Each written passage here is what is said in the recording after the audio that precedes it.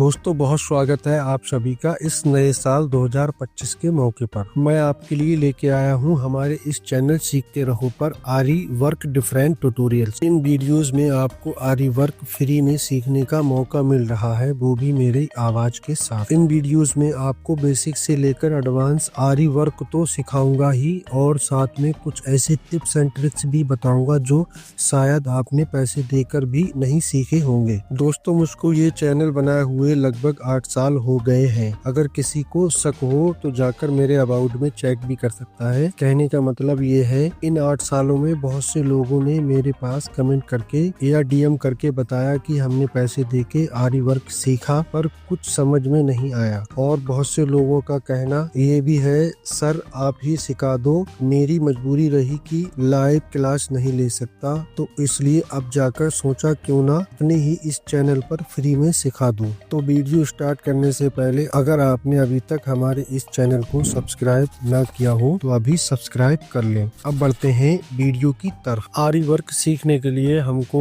बहुत ज्यादा चीजों की जरूरत नहीं पड़ती, कुछ ही आइटम होते हैं जिनका इस्तेमाल लगता है। इस वीडियो में आप देख ही रहे हो, ये है फ्रेम। ये लोहे का फ्रेम बना हुआ है राउंड टाइप में, और इस टाइप का भी आप बनवा सकते हो या फिर एक लकड़ी का यानी वुडन फ्रेम आता है वो ले सकते हो। राउंड टाइप का रहता है जो, और फिर बड़े टाइप के जो तार बोलते हैं, अड्डा बोला जाता है, वो भी आप ले सकते हो। जो आपको इजीली आसानी से मिल सके वो आप ले सकते हो।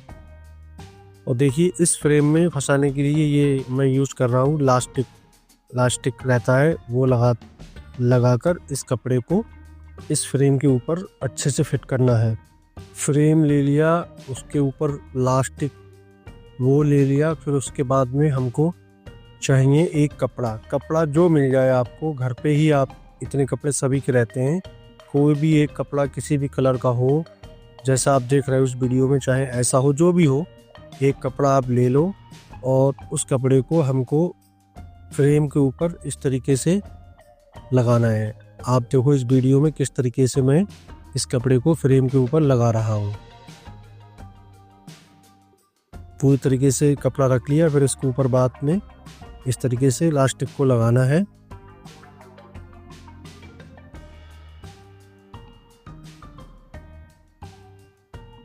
लास्टिक अच्छे तरीके से लगाना है। थोड़ा बस जो नए लोग हैं उनको यहीं पर आके प्रॉब्लम होगी, और इसको धीरे धीरे चारों तरफ से आराम से खींचना है, जिससे हमारा ये लास्टिक जो लगा हुआ है वो निकले ना, क्योंकि ये एकदम से निकल जाता है। लोहे का फ्रेम है, उसके ऊपर फिर कपड़ा लगाया है, इसलिए कि हमने जो कपड़ा भी फ्रेम के ऊपर लगाया है वो कपड़ा ख़राब ना हो, क्योंकि लोहे पे जंग आ जाती है। तो उससे कभी कभी होता है क्या है कि अगर लोहे के ऊपर डायरेक्ट हम कोई भी फैब्रिक लगाते हैं तो उसमें वो दाग आ जाते हैं। तो इसलिए अपने फ्रेम पे कपड़ा ज़रूर लगा लें। और फिर इस तरीके से देखो मैंने बढ़िया तरीके से टाइट कर लिया। ये अब रेडी हो गया काम करने के लिए। और फिर हमको अब लेना है धागे यानी थ्रेड्स लेना है। तो ये पहला थ्रेड्स आप देख रहे हो, ये है कसब यानी जरी थ्रेड। ये थोड़ा मोटा वाला 60 नंबर का जो रहता है वो है। और सेकंड वाला ये आ गया, ये है 100 नंबर का, ये भी जरी थ्रेड है।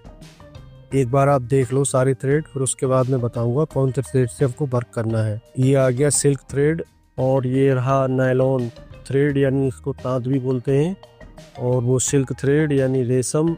और ये आ गया अपना नॉर्मल वाला थ्रेड, ये थोड़ा मोटे वाले साइज का है, थोड़ा मोटा रहता है। ये कॉटन थ्रेड भी बोला जाता है इसको, नॉर्मल थ्रेड भी बोल सकते हो आप।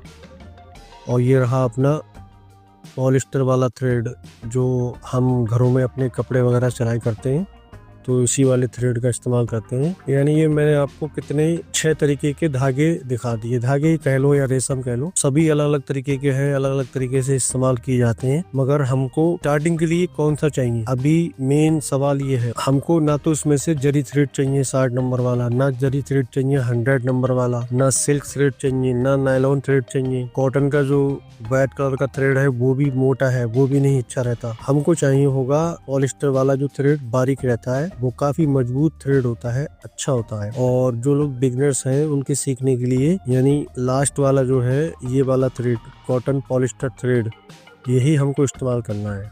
ऐसा इसलिए मैं बोल रहा हूँ, क्या जरी थ्रेड टाइट होता है, जल्दी से खिंचता नहीं है, मुश्किल होती है। सिल्क थ्रेड बहुत नाजुक होता है, जल्दी से टूट जाता है ये। और नायलॉन थ्रेड जो है वो बहुत ज्यादा चिकना होता है, तो उससे भी सीखना मुश्किल है। और ये पॉलिस्टर वाला जो थ्रेड है वो बिल्कुल सही है, कंफर्टेबल रहता है, यानी नए जो बिगनर्स लोग हैं उनके लिए बहुत ही ज्यादा सूटेबल होता है। तो हमको इसी से वर्क स्टार्ट करना है।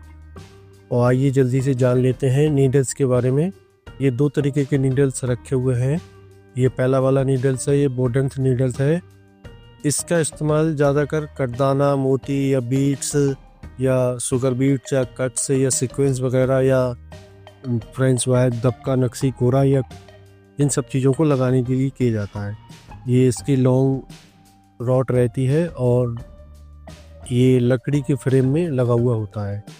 ये कई अलग अलग तरीके के नंबरों से आते हैं, वो नंबर हम बाद में जानेंगे क्या कौन सा नंबर किस इस्तेमाल में रहता है। और ये सेकंड वाला है, ये आ गया स्पेशली थ्रेड वाला। इससे किसी भी तरीके का थ्रेड वर्क किया जाता है, यानी single thread, double thread, triple thread, जो भी इस्तेमाल किए जाते हैं वो सारे इसी थ्रेड से यानी इसी वाले नीडल से इस्तेमाल किए जाते हैं। यानी जो भी हमको आउटलाइन करना है या फिर फ्लावर बनाना है, बहुत सारे तरीके की अलग अलग स्टिच होती है, उसमें ज्यादातर यही वाला नीडल इस्तेमाल होता है। कि कई अलग अलग साइज आते हैं, साइजों के बारे में फिलहाल हम आगे चल के बात करेंगे आगे अपने आने वाले वीडियो में। अभी फिलहाल हमको इसी वाले नीडल से, यानी ये जो नीडल आप देख रहे हैं ये डबल तार वाला नीडल है, यानी एक साथ दो थ्रेड से लेके सिले जाते हैं। तो जैसा मैंने पहले बताया कि हमको इसी डबल थ्रेड वाले नीडल से ही वर्क करना है, यानी करना स्टार्ट करना है। तो पहले हम जो थ्रेड है हमारा उसमें इस तरीके से कुछ स्टार्टिंग में गांठें लगा लेंगे। उससे नीचे चल के जो फंसाना होता है, यानी सुई की नोक में धागा फंसाएंगे तो उसमें आसानी होती है, यानी ये ऊपर एकदम निकल के ऊपर नहीं आएगा। ये गांठ जो है वो नीचे की साइड में रह जाएगी और धागा ऊपर खींचने में आसानी होती है। तो ये जो देख रहे हो आप, इसमें नीडल्स में नीचे नोक है, यानी फंसाने की तरह हल्का सा नोक सी बनी हुई होती है, जिसे हम अपनी भाषा में दाढ़ बोलते हैं।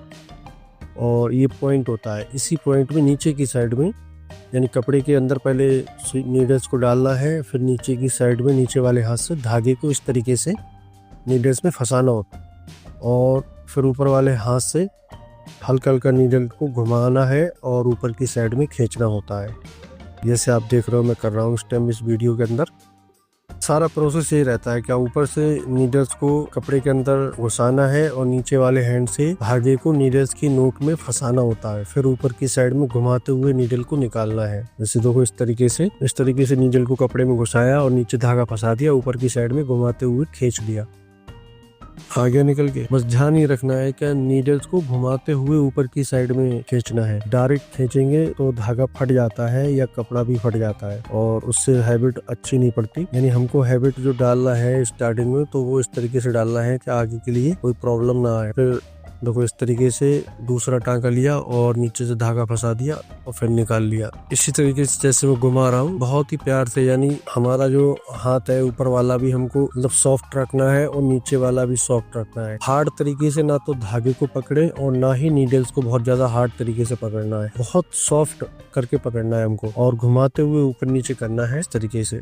और लास्ट में ये बंद जो पक्का बोला जाता है, यानी जो हमने सिलाई की है कंप्लीट कर दी लाइन, इसके बाद में फिर लास्ट में आके साइड पे हमको बंद करना होता है, जो सिलाई हमारी निकले ना या उधड़े ना। तो उसको भी आप देख लें एक बार अच्छे तरीके से। ये वाली जो आउटलाइन अभी मैंने की है आप देख रहे हो इस वीडियो में, तो ये बड़ी बड़ी आपको सिखाने के लिए की है। स्टार्टिंग के लिए आप भी कोशिश करें क्या इसी तरीके के बड़े बड़े टाँके लगाएं और लास्ट में जब हमको आउटलाइन बंद करना है यानी पक्का करना है तो छोटा सा एक टाँका निकालें उसी के बराबर में।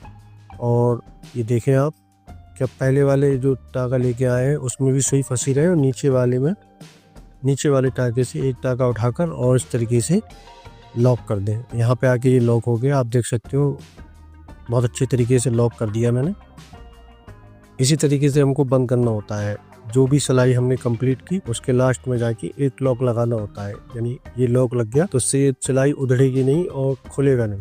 तो दोस्तों आज के वीडियो में इतना ही, और इसी तरीके का यानी इसी टॉपिक से मिलता हुआ दूसरा वीडियो भी जल्दी आएगा। और हमारे साथ बने रहें, जुड़े रहें, और हमारा ये वीडियो अगर आपको अच्छा लगे तो अपने दोस्तों में शेयर करें और हमारे इस चैनल को सब्सक्राइब कर लें। मिलते हैं अगले वीडियो में।